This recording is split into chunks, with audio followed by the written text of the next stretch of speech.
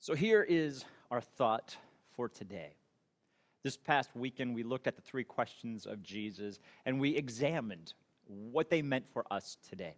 And today, I would like to hone in on one of those questions, and that being Pilate's question, aren't you going to answer? You see, leading up to this passage, the religious elites were trying to find a way to execute Jesus. He claimed to be God, and in their religious law, that led to execution. But yet, as we find out in John chapter 18, verse 31, they couldn't do it. It was against their law at this time in the year. They could not execute. And so they brought Jesus to Pilate, the Roman authority of their area, to execute him. And so I want to dive into Mark chapter 15, verses 1 through 5, and just re-examine this passage and see the context of what's going on here. As soon as it was morning, having held a meeting with the elders, scribes, and the whole Sanhedrin, so all of the sects of religious elites in Judaism, the chief priest tied Jesus up and led him away and handed him over to Pilate. So Pilate asked him, "Are you the king of the Jews?" He answered, "You say so." And the chief priest accused him of many things. And Pilate questioned him again, "Aren't you going to answer? Look how many things they accuse you of." But Jesus still did not answer. And so Pilate was amazed. Mark records that this was done early in the morning, and they wanted to get this done that day. The religious elites didn't want to waste any time because, of course, it was coming up on Passover, a day that they celebrated their freedom from Egypt, their freedom from bondage, and what God did so miraculously through Moses. And so Mark doesn't necessarily answer how they were accusing him. But in Luke 23, verse 2, I want to read how he explains their accusations. He says, "This man has been leading our people astray by telling them not to pay taxes and," listen to this, "by claiming he is the Messiah, a king."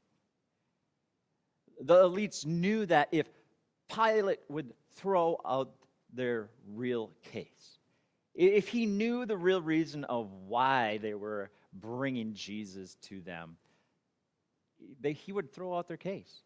It was because he was claiming to be God. But they set it up that he wasn't paying taxes, which was not true, and that he was claiming to be the Messiah, a king that would come and overthrow the Roman government, which again was not true. He was a king, or the king of all kings, but it wasn't of this world. And so they were trying to make it as if Jesus was a threat to Pilate.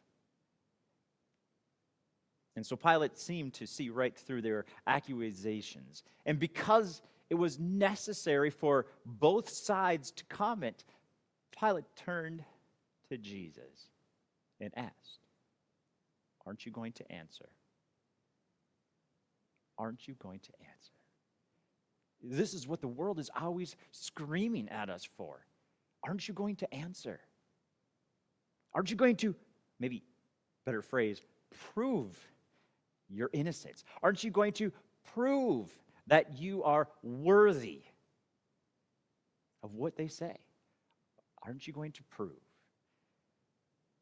Yet Jesus wasn't there to fight anymore. He did it many times. He shut his accusers down so many times, and this time wasn't the time. His purpose to lay down his life for ours had come. When the enemy of your soul screams at you, aren't you going to answer? Aren't you going to sell out so that you can rise up the ladder at the company? Aren't you going to sell out so that you can fit in with the people at school? Aren't you going to sell out so that you can be the starter on the team? Aren't you going to sell out? Prove yourself. You're going to answer. Remember who you are. Remember whose you are. You're a child of a king. You are an heir. You don't have to prove yourself. You are enough, just who you are. Never forget that.